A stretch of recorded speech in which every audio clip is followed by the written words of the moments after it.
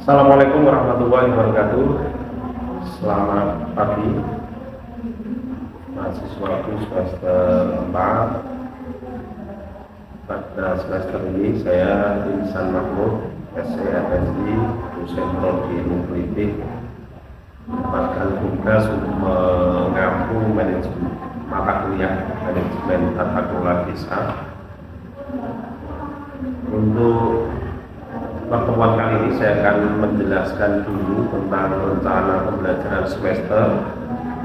Di dalam pembelajaran mata kuliah manajemen tata kelola desa ini ada 3 capaian pembelajaran lulusan, yaitu yang terdiri dari sikap, kemudian pengetahuan dan keterampilan. Sikap yang harus dicapai di dalam mata kuliah ini yang pertama yaitu mahasiswa bisa berperan sebagai warga negara yang bangga dan cinta tanah air, memiliki nasionalisme serta rasa tanggung jawab pada negara dan bangsa.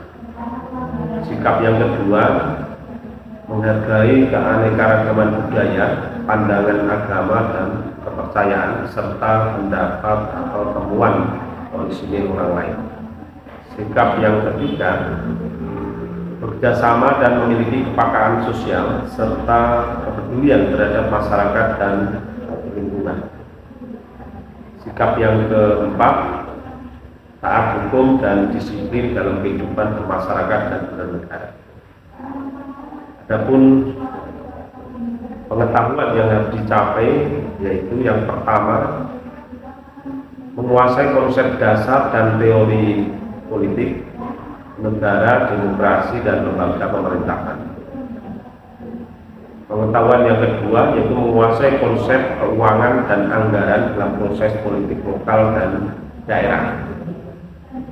Kemudian keterampilan yang harus dicapai adalah yang pertama, mampu menerapkan pemikiran yang logis, kritis, sistematis, dan inovatif dalam konteks pengembangan atau implementasi impact yang memperhatikan dan menerapkan nilai humaniora yang sesuai dengan bidang dan keahliannya.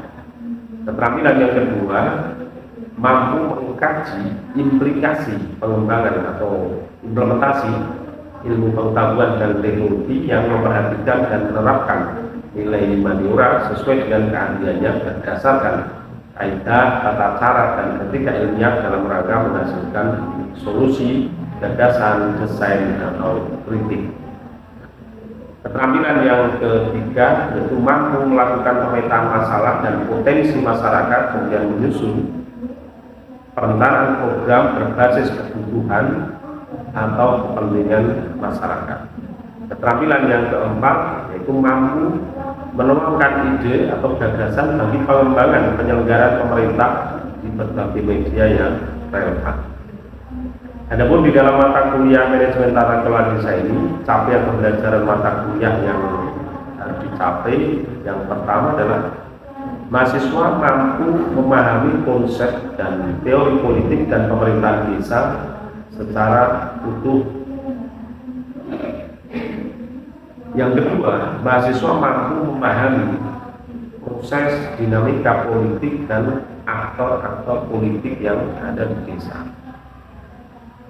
Yang ketiga, mahasiswa mampu memahami regulasi-regulasi yang mengatur tata kelola pemerintahan desa. Adapun di dalam pembelajaran mata kuliah manajemen tata kelola desa di semester 4 ini ada 16 kali pertemuan.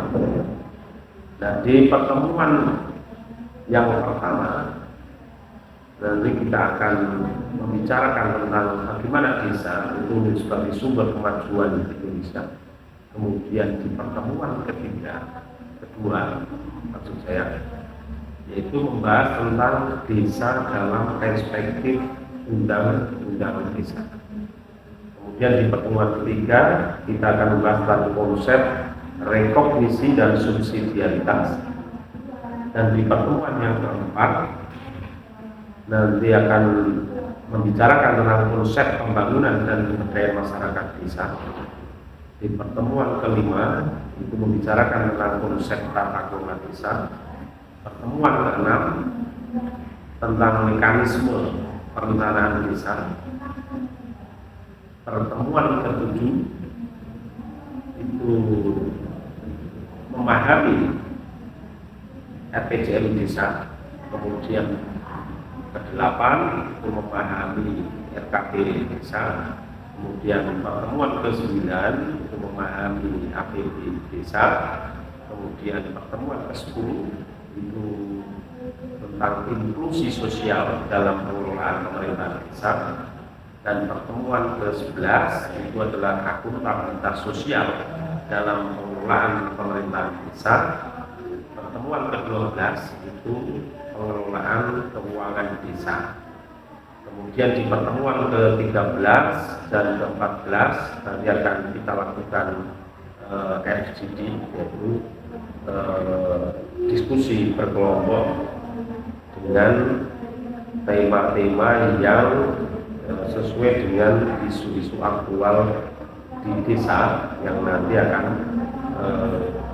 saudara temukan di dalam materi-materi kuliah yang tadi sudah saya sampaikan. Kemudian akan dilengkapi dengan UTS dan ujian akhir semester. Nah, saya di dalam pembelajaran ini akan menggunakan metode ceramah, kemudian diskusi, kemudian FGD ya, dengan membagi mahasiswa menjadi kelompok-kelompok kecil, kemudian masing-masing kelompok membawa satu tema dan nanti akan kita buat games ya. Dengan begitu maka mahasiswa bisa saling bertukar ide dan gagasan serta menyerap ide dan gagasan dari kelompok yang lain sehingga diperoleh sebuah kesimpulan yang komprehensif dari berbagai tema yang tadi dikemukakan oleh masing-masing kelompok. Nah, di dalam mata kuliah ini juga ada ujian akhir semester. Itu menjadi bagian evaluasi yang paling akhir sehingga saudara harus mempersiapkan pengetahuan terkait materi dan diskusi yang tadi sudah dilakukan sebagai bahan atau materi untuk ujian akhir semester. Nah, ada pun penilaian dari mata kuliah ini. Yang pertama itu adalah kehadiran dan keaktifan di kelas. Jadi mahasiswa tidak hanya sekedar hadir, tapi juga harus aktif di kelas. Itu nilainya adalah 10%. Kemudian ujian tengah semester itu adalah 30% dan ujian akhir semester itu 60%. Dengan demikian maka mata kuliah ini selesai ketika ujian akhir semester dilakukan. Nah, sebelum perkuliahan dilakukan nanti juga akan saya sampaikan terkait dengan kuota belajar sehingga saudara bisa mengetahui hak dan kewajiban saudara di dalam perkuliahan. Demikian antara pembelajaran semester untuk mata kuliah manajemen tata kelola desa ini saya sampaikan dan kita lanjutkan dengan materi pengantar terkait dengan manajemen tata kelola desa. Bisa dipahami? Ya, terima kasih. Assalamualaikum warahmatullahi wabarakatuh. Waalaikumsalam warahmatullahi wabarakatuh. Bagaimana kabar hari ini? Sehat semuanya? Alhamdulillah. Baik, hari ini kita akan membahas terkait dengan tata kelola desa. Seperti yang saudara lihat di pemberitaan media hari ini, ada kasus yang terkait dengan penyalahgunaan dana desa. Kemudian kepala desa hari ini mengusulkan aspirasinya untuk memperpanjang masa jabatannya dari yang 6 tahun menjadi 9 tahun. Nah, tetapi sebelumnya Presiden Jokowi itu pernah mengatakan bahwa di dalam satu visinya beliau itu adalah membangun Indonesia dari pinggiran. Nah, disitulah maknanya bahwa yang namanya pinggiran negara kita ini adalah bicara tentang desa. Sesuai dengan mandat Undang-Undang Desa, Undang-Undang Nomor 6 Tahun 2014, bahwa desa itu menjadi salah satu bagian yang strategis dalam konteks pembangunan Indonesia hari ini. Ya. Baik, hari ini kita akan membahas materi terkait dengan tata kelola desa. Tujuan di dalam pembelajaran ini adalah di dalam satu semester ini nanti kita akan membahas bagaimana pemahaman kita terkait dengan tata kelola yang ada di desa. Itu yang pertama. Yang kedua itu adalah membahas bagaimana sebenarnya manajemen perencanaan pembangunan yang ada di desa. Yang ketiga, kemudian bagaimana kemudian menyelesaikan berbagai persoalan yang terkait dengan perencanaan desa itu. Nah, sehingga harapannya nanti dari tujuan pembelajaran tentang tata kelola desa ini, saudara sekalian akan bisa memperoleh pengetahuan yang utuh bagaimana sebenarnya manajemen tata kelola yang baik. Kalau misalnya mata kuliah ini kemudian bisa diimplementasikan di dalam pemerintahan desa, maka apa yang akan kita pelajari di dalam manajemen tata kelola desa ini akan menjadi sangat pas kita ketika diimplementasikan di dalam pemerintahan desa nanti, ketika saudara nanti mungkin ada yang jadi perangkat desa atau mungkin jadi kepala desa atau bahkan menjadi konsultan di dalam perencanaan pembangunan yang ada di desa. Ya, maka ini menjadi materi yang cukup penting di saudara sekalian yang hari ini belajar di ilmu politik ya. Jadi core besarnya adalah bagaimana politik dan pemerintahan desa yang saudara pelajari di dalam kuliah tata kelola pemerintahan desa ini nanti bisa membawa manfaat ketika saudara akan berkiprah di desa, apalagi membangun tata kelola desa yang lebih baik. Ya, seperti yang saya jelaskan di pertemuan sebelumnya, yaitu bahwa banyak sekali isu strategis yang ada di desa. Coba sebutkan Mas, isu yang terkait dengan desa yang kamu pahami hari ini apa?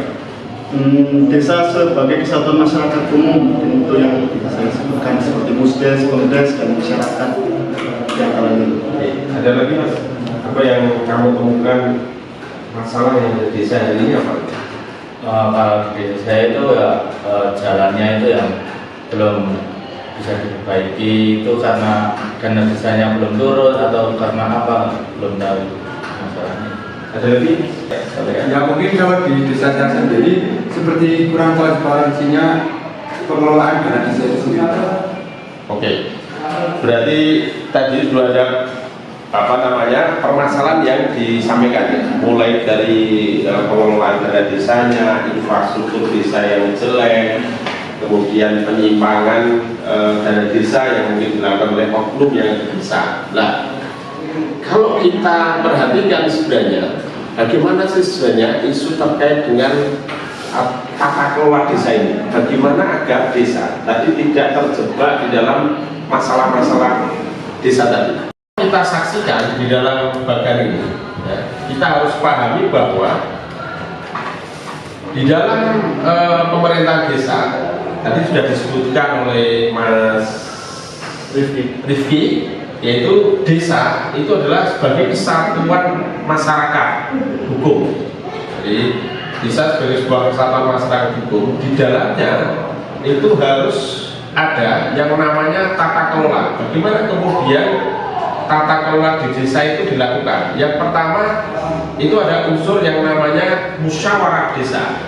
Nah, musyawarah desa ini adalah forum tertinggi bagi masyarakat untuk kemudian ketemu di dalam sebuah forum. Nah, fungsinya adalah di dalam musyawarah desa itu akan dimusyawarahkan banyak hal, terutama terkait dengan perencanaan. Jadi desa itu punya kewenangan untuk membuat perencanaan 1 tahun ke depan. Nah, siapa yang terlibat di dalam proses perencanaan tadi selain masyarakat? Di samping kiri itu ada namanya Pemdes atau pemerintah desa. Ini berarti kepala desa, sekretaris desa, dan perangkat desa yang ada. Itu namanya pemerintah desa. Kemudian di sisi kanan itu ada namanya Badan Pemusyawaratan Desa. Kewenangan desa itu yang pertama adalah desa bisa mengalokasikan yang namanya dana desa. Dana desa seperti yang kita ketahui sumbernya adalah dari APBN. Nah, kemudian ada alokasi dana desa. Alokasi dana desa ini sumbernya adalah dari APBD daerah, kabupaten ya. Kemudian ada bagi hasil pajak daerah yang itu kemudian dikembalikan ke desa. Kemudian ada bantuan keuangan. Ini biasanya sumbernya dari hibah atau aspirasi ya, dari APBD provinsi, kabupaten maupun pemerintah pusat ya. Nah, ini semuanya masuk menjadi kewenangan desa untuk, kalau bahasanya itu, mentasarufkan uang itu agar kemudian bermanfaat bagi masyarakat desa. Jadi setidaknya ada 4 sumber keuangan ya yang bisa dipakai. Kemudian kewenangan yang asli milik desa itu ada namanya aset desa. Kemudian ada swadaya masyarakat. Kemudian ada sumber daya desa. Ya mungkin desa itu sudah punya aset, punya gedung kayak gedung serbaguna, atau mungkin punya aset yang lain ya, yang itu kemudian dikelola oleh desa menjadi kewenangan desa itu sendiri. Nah, 2 sumber utama tadi dari dana desa, kemudian ADD, bagi hasil pajak, bantuan keuangan, aset desa atau potensi desa ini kemudian semuanya dibicarakan di dalam yang namanya musyawarah desa tadi. Ya, melalui musyawarah desa itu disitulah disusun namanya perencanaan. Ya, kalau di dalam siklus perencanaan desa itu kan di mata kuliah yang lalu kan sudah dipelajari. Ada yang namanya RPJMDes, ya, rencana pembangunan jangka menengah desa.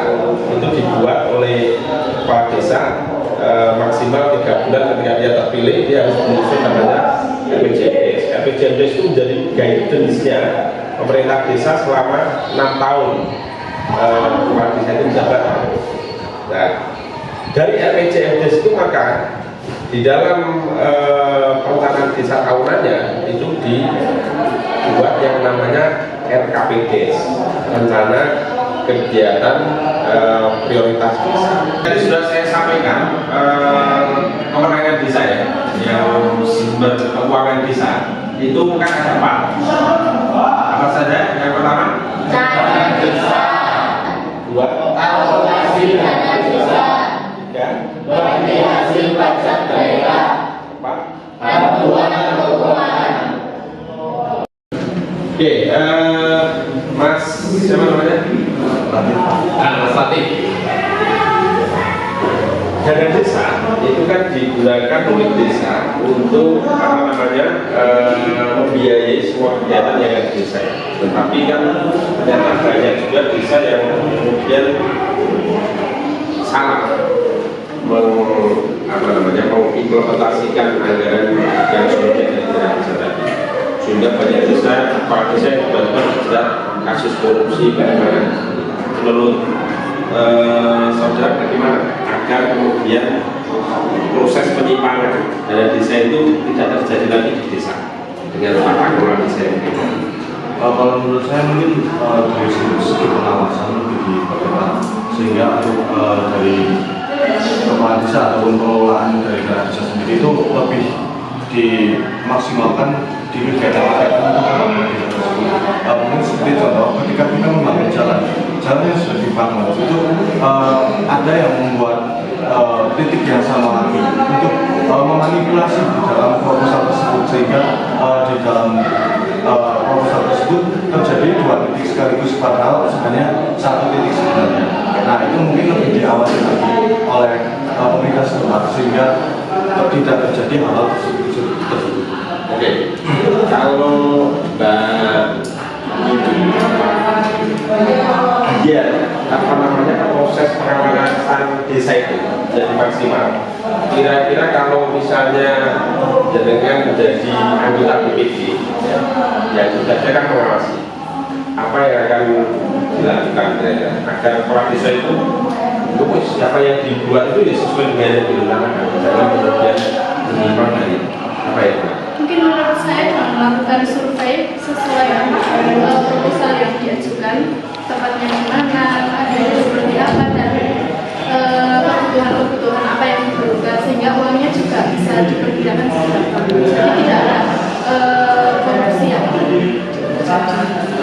Oke, jadi dari 2 jawaban tadi sudah jelas ya. Jadi bahwa sumber utama terjadinya penyimpangan itu adalah ketika kepala desa selaku pimpinan penting desa itu kemudian tadi menyeleweng dari perencanaan yang ada, ya, memanipulasi titik pembangunan yang sudah ada, dibentuk lagi, ya, manipulasi namanya. Ya. Kemudian peran BPD itu yang kemudian tidak melakukan proses pengawasan itu dengan serius gitu ya.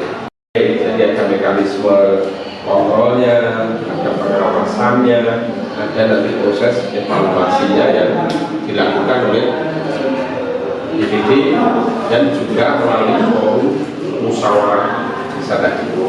Pak, mohon maaf, untuk deadline kira-kira kapan ya? Baik, karena ini harus dilakukan ke desa ya. Jadi saya kasih waktu 2 minggu ya. Jadi 1 minggu pertama itu untuk saudara melakukan observasi ke desa. Ya, kemudian 1 minggu berikutnya untuk kemudian membuat analisa dari temuan yang ada di desa, dan nanti di minggu ketiganya kita lakukan presentasi dan diskusi di kelompok. Bisa dipahami? Bisa.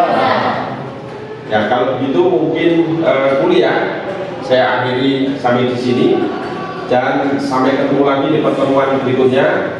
Tetap jaga kesehatan dan tetap semangat. Oke, berarti kita harus menghadapi hidup ini dengan tetap semangat. Semangat, semangat, semangat. Yuk, ketemu lagi di pertemuan berikutnya. Wassalamualaikum warahmatullahi wabarakatuh.